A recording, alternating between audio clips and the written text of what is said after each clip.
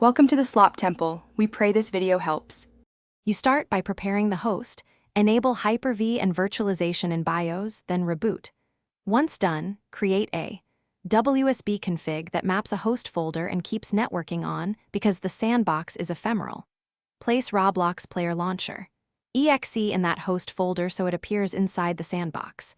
You do this now to avoid re-downloading each session. It saves time and keeps the installer accessible. Make sure the mapped folder path is correct and readable by the sandbox. You open the WSB file and inside the sandbox desktop, navigate to the mapped folder and run Roblox player launcher. Exe. Follow the installer prompts, accept, install, and let it fetch runtime components.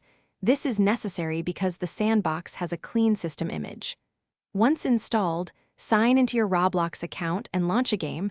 Roblox will open the player and connect online. Make sure you allow any firewall or network prompts so the game can reach Roblox servers without interruption.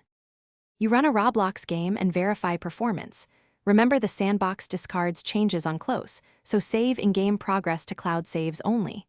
If you want the installer available next session, keep it in the mapped host folder, then reopen the WSB file and reinstall quickly.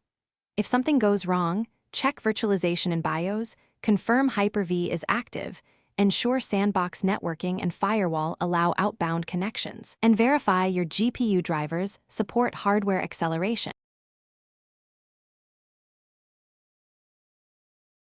Thanks for watching. Consider subscribing if we helped you.